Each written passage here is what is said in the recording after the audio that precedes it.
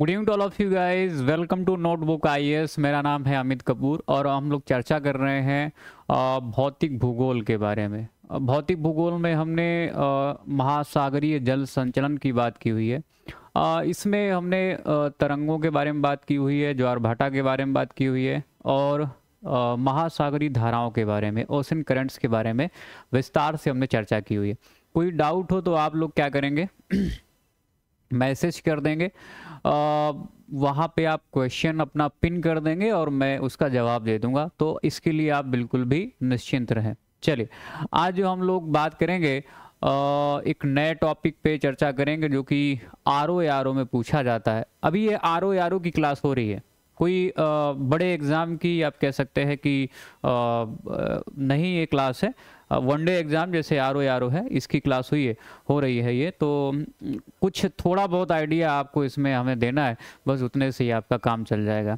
तो आज जो हम लोग बात करेंगे वायुमंडल का संगठन, अर्थात वायुमंडल का कंपोजिशन कैसा है, कौन सी गैसों से, कितनी गैसों से बना हुआ है, इसके बाद में धूल कण जलवाष्प, ये तमाम सारे, तो इसके बारे में हम लोग विस्तार से चर्चा करने वाले हैं।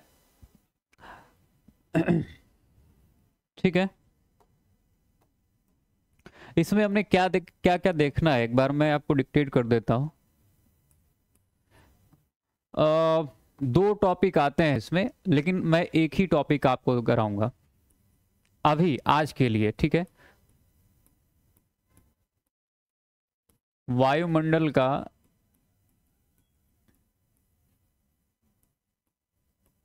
संगठन एवं संरचना, ठीक है।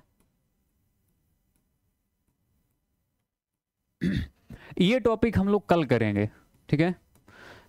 संरचना जो है, स्ट्रक्चर, थोड़ा सा बड़ा टॉपिक है क्योंकि हम जो हमारे 5 परतें हैं वायुमंडल की, उसके बारे में काफ़ी सारे क्वेश्चंस यहाँ से पूछे जाते हैं। थोड़ा बड़ा टॉपिक है तो इसको हम लोग कल करेंगे। इसका पहला पार्ट जो है वायुमंडल का संगठन, ठीक है, कंपोजिशन कैसा है, इसके बारे में हम लोग बात करेंगे। और इस कंपोजिशन में हमें, जो कि वायुमंडल बना हुआ है, तो इसमें हम गैसों के बारे में बात करेंगे जो इम्पोर्टेंट है, और इसके बाद में धूल कण, आप जानते हैं वायुमंडल इनसे बना हुआ है, धूल कण, और तीसरा यहाँ पे जलवाष्प, ये भी काफ़ी इम्पोर्टेंट है, ठीक है। इनके बारे में थोड़ी थोड़ी चर्चा करेंगे, इसके बाद में इसको फिनिश करेंगे।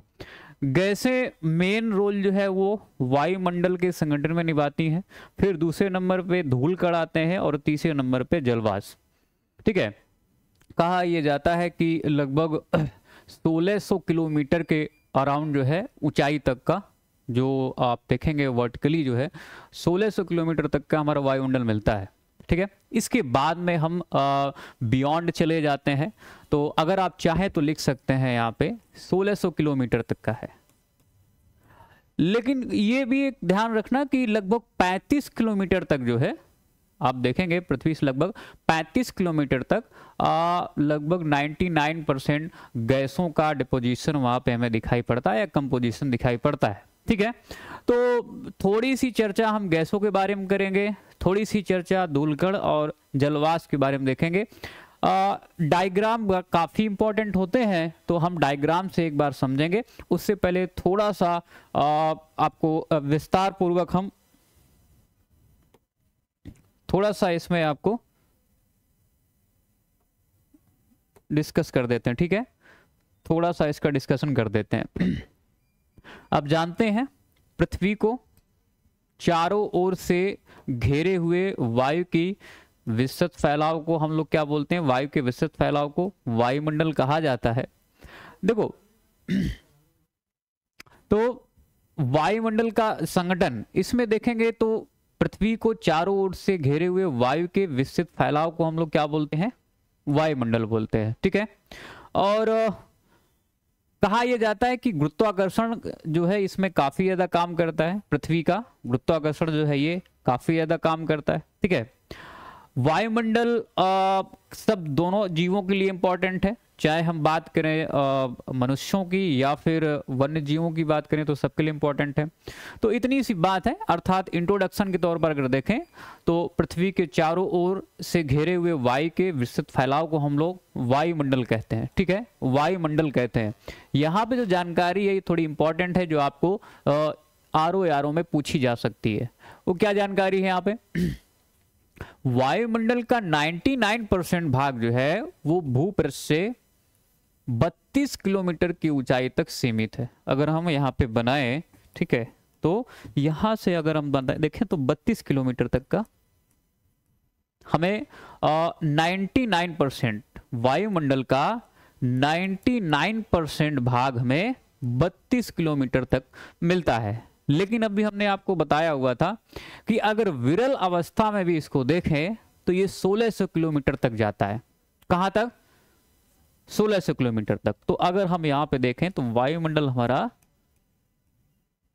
1600 किलोमीटर तक का जाता है और गुरुत्वाकर्षण बल द्वारा पृथ्वी से सटा हुआ है। ठीक है, तो यहां पे जो काम कर रहा है, बल जो काम कर रहा है, जो आप कह सकते हैं कि इस आवरण को पूरा समेटे हुए, वो गुरुत्वाकर्षण बल है। तो अगर आपसे आरओ में पूछा जा सकता है तो इसको ही ध्यान रखना कि 99% जो वायुमंडल का भाग है, हाँ प्रस्तुत भाग, तो वो 32 किलोमीटर तक की ऊंचाई पे। वैसे तो आप 1600 किलोमीटर तक जाएंगे तो आपको वायुमंडल मिलेगा, लेकिन बहुत ही विरल अवस्था में। आप कहेंगे कि जैसे हम ऊंचाई पे जाते हैं तो तापमान बढ़ता है, फिर इसके बाद में घनत्व जो है वो कम होता जाता है।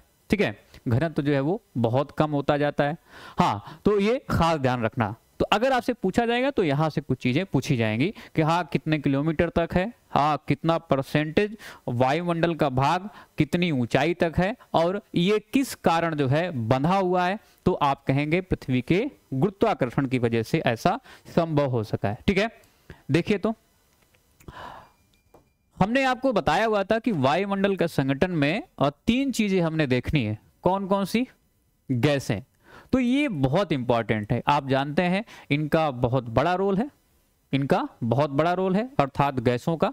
तो वायुमंडल कई गैसों का मिश्रण है। गैसों के अतिरिक्त जलवाष्प भी इसमें काफी बड़ी भूमिका निभाता है और धूल कण भी इसमें उपस्थित है।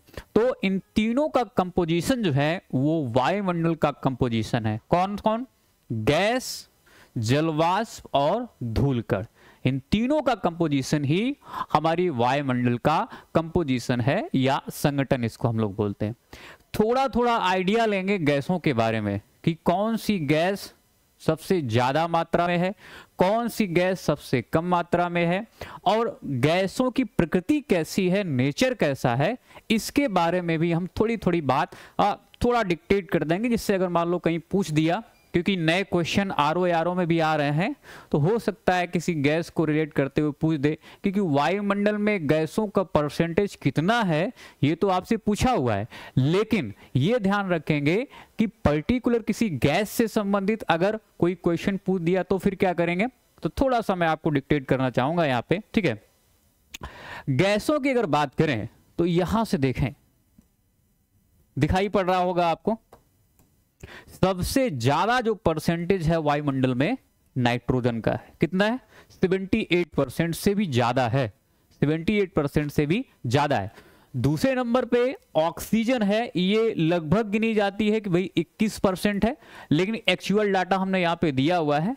हालांकि अगर आप 21 भी लगा के आएंगे, हालांकि 21 ही देता है, 20.95% जो है ये यहाँ पे दिया हुआ डाटा है, लेकिन क्या लगभग हम 21% मानते हैं। तीसरे नंबर पे जो गैस है, बहुत इंपॉर्टेंट गैस है, वो ऑर्गन है, 0.93%, ये तीसरे नंबर पे आती है। और बाकी आप देखेंगे परसेंटेज के हिसाब से तो कार्बन, ये कार्बन डाइऑक्साइड कितने परसेंट है, इसको ऐसे कुछ गिना जाएगा, 0.038 दिया गया है, लेकिन लोग जो है वो ऐसे गिनते हैं, ऐसे 0 करते, तो 0.03% आप कह सकते हैं। मैं अच्छा बाकी सारी चीजों के बारे में मैंने क्यों नहीं बताया हुआ है, क्योंकि हमारे पास जो इंपॉर्टेंट गैस हैं वो यही है, एक तो नाइट्रोजन है, ऑक्सीजन है, ऑर्गन है और कार्बन डाइऑक्साइड। बाकी और भी है, हीलियम भी है, हाइड्रोजन है, नियॉन है, जिनॉन है, क्रिप्टॉन है, ये तमाम सारी गैसें पाई जाती हैं। ठीक है, और भी तमाम सारी गैसें हैं जिनका आंकड़ा यहाँ पे नहीं दिया गया है, परसेंटेज के हिसाब से नहीं दिया गया। अब इन्हीं गैसों के बारे में हम कुछ बातें करेंगे। और एक चीज ध्यान रखना, हाइड्रोजन गैस, इसको भी हम लोग थोड़ा सा डिक्टेट कर देंगे, पर आप लोग देख लेना कहाँ मिलती है, कौन सी परत में मिलती है। ये जब हम बात करेंगे वायुमंडल की संरचना, तब फिर वहां पे बात करेंगे कि कौन सी गैस कितने मात्रा में और कौन सी परत में मिलती हुई है, तो वो ज्यादा इंपॉर्टेंट रहेगा। तो सबसे टॉप पे कौन सा नंबर 1, सबसे ज्यादा परसेंटेज वायुमंडल में नाइट्रोजन का है, दूसरे नंबर पे ऑक्सीजन है, और तीसरे नंबर पे ऑर्गन है। ठीक है, कौन सा है? ऑर्गन है। देखें तो यहाँ पे हमने कुछ और भी आपको डाटा दिया हुआ है, यहाँ से ज्यादा और समझ में आएगा। आयतन के हिसाब से हम लोग देख रहे हैं, आयतन के हिसाब परसेंटेज कितना है। तो सबसे ज्यादा आयतन जो है हमने देखा हुआ है कि नाइट्रोजन का है, कितना परसेंट है, वही आंकड़ा। ऑक्सीजन हमने देखा हुआ था, तीसरे नंबर पे हमने ऑर्गन की बात की हुई थी, चौथे नंबर पे हमने बात की हुई थी कार्बन डाइऑक्साइड की। हीलियम और ओजोन ये भी काफी इंपॉर्टेंट है, तो इनके बारे में भी हम लोग बात करेंगे। मीथेन जो है काफी बड़ा रोल अदा करती है, ये भी आप देखेंगे कि कहा जाता है कि मीथेन जो है वो भी हमारे वायुमंडलीय जो तापन है, ठीक है, जो आप ये कह सकते भूमंडलीय तापन है, उसको बढ़ाने में काफी ज्यादा योगदान करती है। कार्बन डाइऑक्साइड से ज्यादा खतरनाक होती है, लेकिन बहुत कम मात्रा में है और डिपोजिशन बहुत धीरे धीरे होता है। इस वजह से कहा जाता है कि लंबे समय बाद जमती है। कार्बन डाइऑक्साइड बहुत ज्यादा खतरनाक होती है, इस वजह से कार्बन डाइऑक्साइड की ज्यादा बात की जाती है, भाई कार्बन डाइऑक्साइड के लेवल को नीचे लाया जाए। हाँ, और मीथेन को थोड़ा सा ये रहता है कि नहीं ठीक है, बहुत लंबे समय बाद जो है ये इफेक्ट करती है, तो उस पर ध्यान कम दिया जाता है, लेकिन ध्यान दिया जा रहा है अब। ठीक है, तो हम लोग जो बात करेंगे nitrogen, oxygen, organ, carbon dioxide की बात करेंगे, कुछ थोड़ी बहुत हाइड्रोजन की भी बात कर लेंगे। ये बहुत कम मात्रा में मिलता है, कितना है? 0.00005% जो है ये मिलता है। ठीक है, हाँ, तो ये ध्यान रखना। तो वायुमंडल की शुष्क वायु में विभिन्न गैसों का परसेंटेज, ये मात्रा के हिसाब से हमने तालिका आपको दे दी है। निश्चित तौर पर ये चीजें आपको समझ में आ गई होंगी। ठीक है, निश्चित तौर पर ये चीजें समझ में आपको आ गई होंगी, तो ये आप लोग देख लेना। अब एक एक करके हम थोड़ा सा गैसों के बारे में बात करते हैं।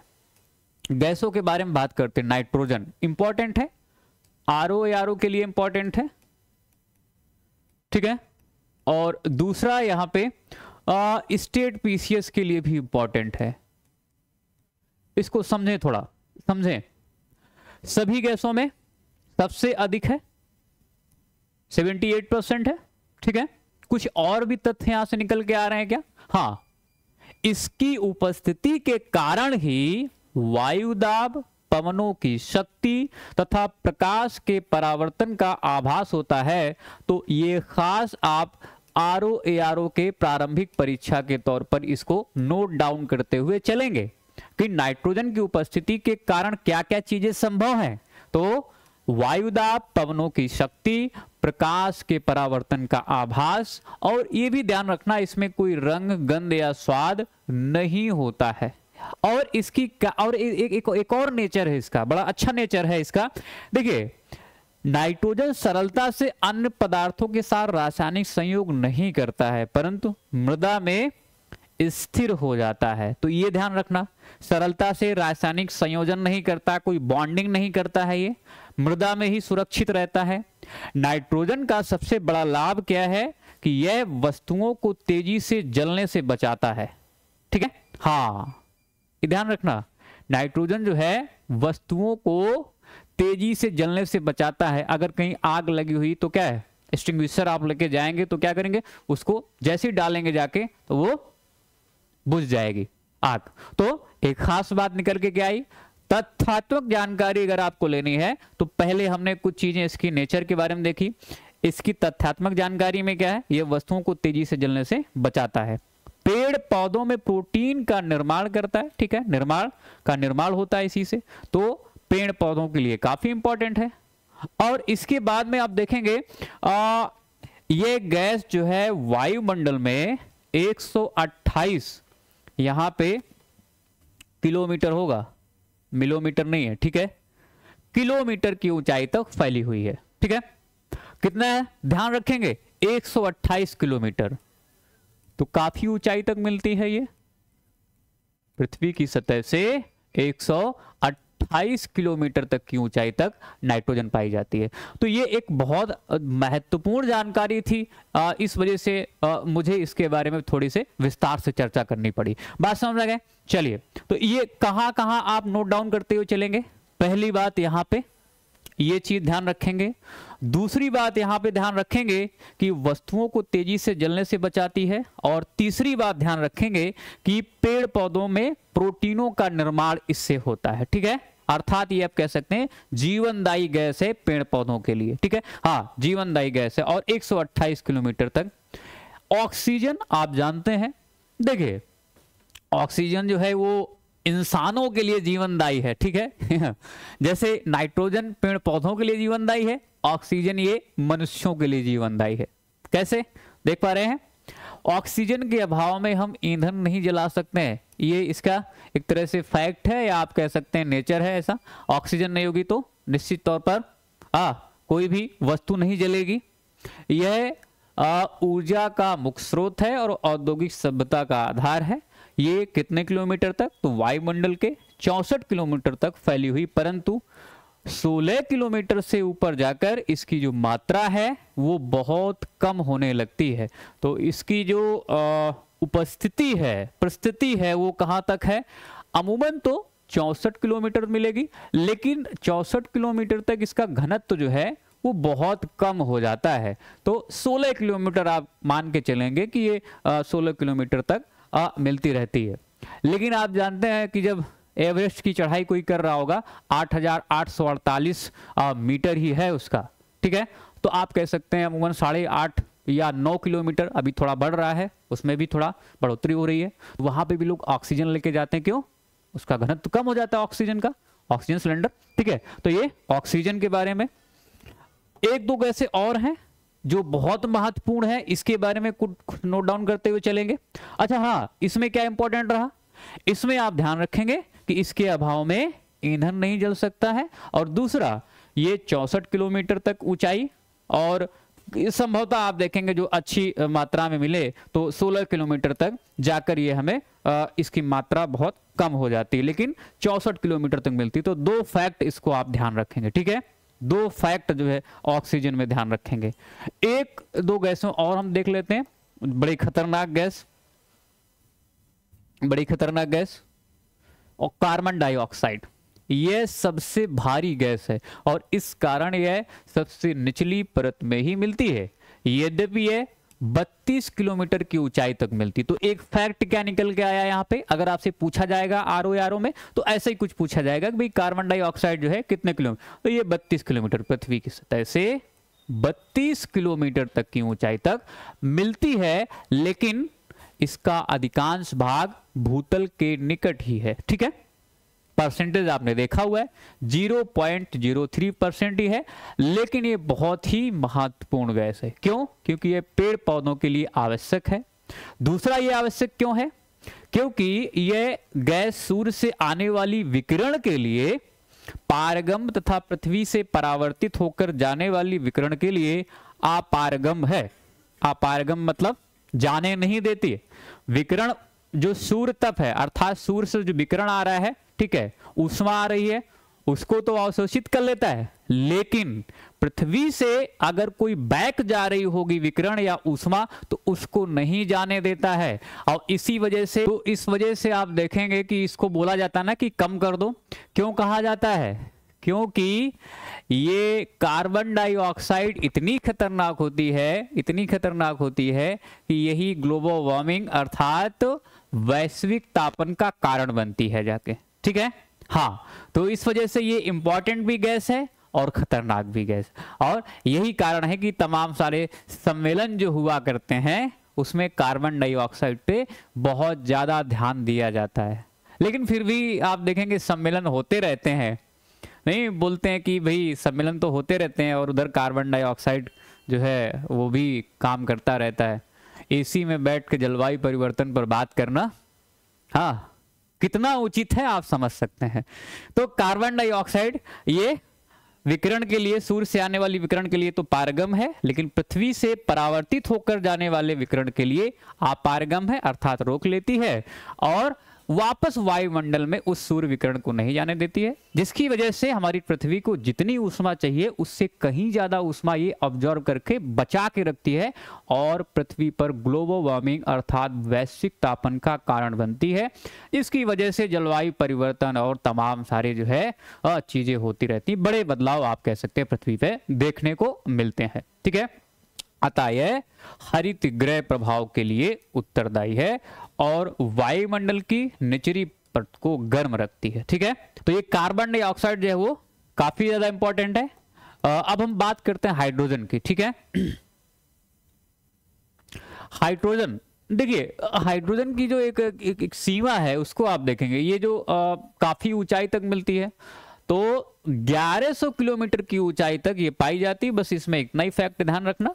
और हाइड्रोजन जो है वो ऑक्सीजन की तरह ही है, प्रदूषण नहीं करती है। इस वजह से आप देखेंगे आजकल हाइड्रोजन ईंधन, ठीक है, हाइड्रोजन ईंधन की काफी ज्यादा बात हो रही है कि हाइड्रोजन ईंधन से चलने वाली कार ले आओ, बसें ले आओ, और इसका खूब ज्यादा इन्वेस्ट, लेकिन बहुत महंगी है। कहा जाता है कि इसको संभाल के रखना काफी ज्यादा महंगा पड़ता है। इस वजह से ध्यान तो दिया जा रहा है सरकार द्वारा, विश्व में इसकी बात हो रही है, लेकिन ये बहुत महंगा इसका उत्पादन है। इस वजह से हाइड्रोजन, लेकिन आने वाले समय में ये हाइड्रोजन काफी काम करेगी। ओजोन बहुत अच्छी, ठीक है, ओजोन की बात करें, यह गैस ऑक्सीजन का ही एक विशेष रूप है।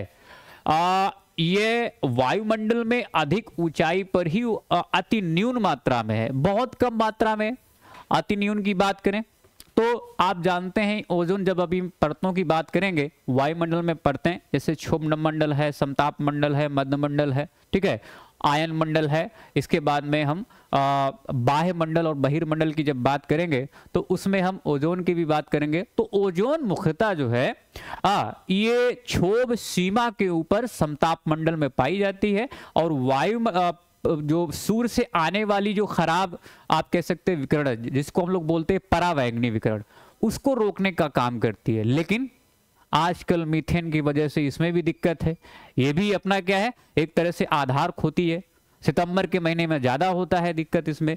तो ओजोन भी काफी महत्वपूर्ण है। ठीक है, यह 20 से 25 किलोमीटर की ऊंचाई तक संकेंद्रित रहती है। तो आप यहाँ पे देखें कहां तक है, 20 से 25 किलोमीटर वायुमंडल जो पड़ते हैं, तो आप कहेंगे यहां पे, ठीक है, दूसरे पे 20 से 25 किलोमीटर इसका संकेंद्रण रहता है। हमने आपको यहां पे डिक्टेट कर ही दिया हुआ था कि ये सूर्य से आने वाली तेज परावैंगनी किरण अर्थात अल्ट्रावायलेट रेडिएशन जो है के कुछ अंश को अवशेषित कर लेती है और हमारे लिए सुरक्षा कवच अर्थात ये सूर्य से आने वाली परावैंगनी विकिरणों को रोक के रखती है, और जिससे आप देखेंगे चर्म रोग है और तमाम सारी जो बीमारियां हैं, स्किन रिलेटेड, कैंसर रिलेटेड जो बीमारियां हैं वो नहीं होती हैं। और जब ये पिघल जाती है तो आप देखेंगे परावैंगनी किरणें जो है वो पृथ्वी पर मनुष्यों को वे इफेक्ट डालती, प्रभाव डालती हैं, और जिसकी वजह से प्रॉब्लम होती है। ठीक है, जिसकी वजह से कैंसर जैसी भयंकर बीमारियां होती हैं। जलवाष्प देख लो कितना उपस्थित हमारे यहाँ पे। जलवाष्प किसको बोलते हैं, वायु में उपस्थित पानी की मात्रा, सब सरल शब्दों में अगर कहें, ठीक है। जलवाष्प मतलब क्या है, पानी में उपस्थित वायु में उपस्थित पानी की मात्रा, जलवाष्प इसको बोलते हैं। कितना है भाई ये, वायुमंडल में जलवायु या जलवाष्प की जो औसत मात्रा है, जलवायु नहीं, यहाँ पे जलवाष्प आप कर लेंगे, ठीक है, जलवाष्प की जो औसत मात्रा है वो कितनी है, 2% है। अगर कहा जाए कि भाई अगर जलवायु को या जलवाष्प को बहुत ज्यादा हम आर्द्र कर दें, ठीक है, बहुत ज्यादा अगर आर्द्र कर दे, अति आर्द्र कर दे, तो भी कहा जाता है ये आयतन के हिसाब से 4% से कभी भी अधिक नहीं होती है। कितनी पाई जाती है हमारे वायुमंडल में, 2% रहता है।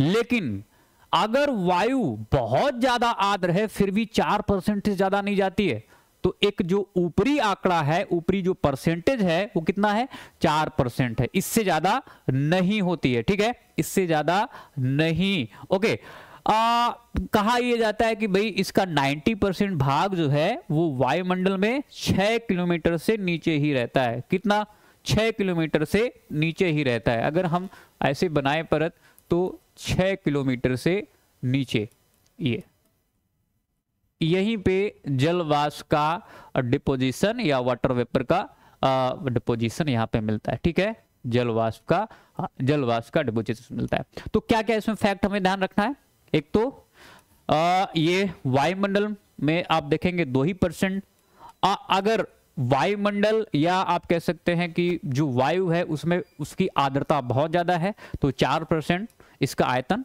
और कहाँ कितने 90% भाग जो है ये 4 किलोमीटर के नीचे ही रहता है। तो 3-4 फैक्ट है, इसको आप ध्यान रखेंगे। परसेंट मतलब आंकड़े दिए गए 2%, 4% और किलोमीटर अर्थात 6 किलोमीटर जो है वो नीचे। ओके, 6 किलोमीटर नीचे। चलिए, धूल के कण, देखो धूल के कण ये काफी ज्यादा इंपॉर्टेंट है, पूछा जा सकता है आपसे आरओ में पूछा जा सकता है। धूल कण काफी इंपॉर्टेंट होते हैं। अब इसमें कौन कौन से, ये कैसे बनता है, क्या क्या कंपोजिशन इसका होता है, इसमें देखो क्या क्या है। ये सूक्ष्म मिट्टी, धूल, समुद्री नमक, धुएं की कालिख, राख और उल्कापात के कण इसमें सम्मिलित होते हैं। तो जब डस्ट पार्टिकल की हम बात करते हैं तो पहला सूक्ष्म मिट्टी है, दूसरा धूल कण है, नमक है, और इसके बाद में धुएं की कालिख भी इसी में गिनी जाएगी, राख को भी इसी में रखा जाएगा, और उल्कापात। अब ये आपसे आरओ में पूछा जा सकता है, आरओ में आपसे ये पूछा जा सकता है, ठीक है। ये प्रायः वायुमंडल की निचली परतों में रहते हैं। ये धूल कण हमारे जीवन के लिए काफी ज्यादा उपयोगी है। आर्द्रताग्राही केंद्र बन जाते हैं इसमें अधिकांश, और जिन पर वायुमंडल जल वाष्प का संघनन होता है, और आप कह सकते हैं इसकी प्रतिक्रिया स्वरूप बादल बनते हैं और बारिश भी होती है। तो बारिश करवाने में भी जो धूल कण है काफी इंपॉर्टेंट है, हमारे लिए काफी और भी इंपॉर्टेंट है। जैसे इसमें कुछ इसका नेचर ऐसा होता है, इसका ऐसा नेचर होता है कि कुछ आप कह सकते हैं कि एक तरह से ड्राइंग टाइप की ये बनाता है। जैसे धूल कण सूर्य ताप को रोकने तथा सूर्यास्त के समय आकाश में लाल और नारंगी रंग की छटाओं का निर्माण भी करता है। तो ये क्या क्या काम करता है, एक तो बारिश करवाता है, दूसरा जो आप गोधुल वेला बोलते हैं ना, गोधुलु वेला, हाँ, लाल और नारंगी रंग की छटाओं का निर्माण किसकी वजह से होता है, धूल कण की वजह से होता है। तो दूसरा यहाँ पे फैक्ट, इसको भी ध्यान रखना, आपसे पूछा जा सकता है। सूर्योदय तथा सूर्यास्त के समय आकाश में इस प्रकार छाई लाली को क्या बोलते हैं, प्रभात तथा गोधुलु बेला। गोधुल बेला कब होती है, शाम में अर्थात सूर्यास्त के समय होती है, और जब सूर्य उदय हो रहा होगा तो इसको बोलते हैं प्रभात, ठीक है, लाल एकदम से दिखाई पड़ता है सूर्य। एक फैक्ट और है, धुंध और कोहरा भी धूल कण की वजह से बनते हैं, अपने आप में अद्भुत है ये। चौथा फैक्ट मैं इसका बता रहा हूं, ठीक है। धुंध और कोहरा ये धूल कण की वजह से बनते हैं। आकाश का नीला रंग धूल कणों की वजह से ही होता है। तो 4-5 फैक्ट धूल कण में हमें देखने को मिले, ये पूछे जा सकते हैं आपसे। क्या क्या फैक्ट इसका, ये तो बारिश करवाता है, इसमें कौन कौन से एक तरह से कंपोजिशन है वो भी हमने देखा हुआ है। इसके बाद में ये प्रभात और गोधुल वेला, ये, और इसके बाद में धुंध तथा कोहरा, आकाश का नीला रंग ये भी यहाँ पे हमें दिखाई पड़ता है, ठीक है, आकाश का नीला रंग ये भी दिखाई पड़ता है। तो ये सारे इशू जो है आपसे पूछे जाएंगे। बाकी मुझे लग रहा है कि क्लास अभी यहाँ पे हम फिनिश करते हैं, ठीक है। चलिए, ये क्लास फिनिश हो गई, तो हमने इसमें क्या क्या बात की एक बार देख लो भाई, एक बार देखें तो वायुमंडल का संगठन की बात करी हमने, गैसों की बात की, हमने आपको डायग्राम से भी दिखाने की कोशिश की, टेबल भी बता दी आपको, नाइट्रोजन के बारे में बात की, oxygen, carbon dioxide, hydrogen, ozone के बारे में बात की, जलवाष्प के बारे में बात की, इसके बाद में धूल कणों के बारे में बात की, ठीक है। कल जो है हम लोग बात जो करेंगे यहाँ से वायुमंडल की संरचना, स्ट्रक्चर ऑफ एटमॉस्फेयर की बात करेंगे। 20 मिनट की क्लास होगी, संभवतः खत्म हो जाएगा। ठीक है, ये चैप्टर आपका फिनिश हो जाएगा। नोटबुक आईएएस, इसमें टेलीग्राम चैनल है, इसका यूट्यूब चैनल जिससे मैं पढ़ा रहा हूं, इसको आप लाइक शेयर सब्सक्राइब करिए। टेस्ट सीरीज प्रोग्राम बड़े स्तर पर यहाँ पे चलता है, क्लासेस चल रही हैं, तो आप इससे जुड़िए, ज़्यादा से ज़्यादा सब्सक्राइब करिए, लाइक करिए, और उससे टीचर को, मास्टर को भी थोड़ा मोटिवेशन आता है। और इंस्टीट्यूट भी आप नए नए आपके लिए कोर्सेज जो है वो लॉन्च करेगा, तो आप इसको सब्सक्राइब करिए और इसको टेलीग्राम चैनल से इसके जुड़िए। ठीक है, thanks to all of you, take care, bye bye, good night to all of you guys.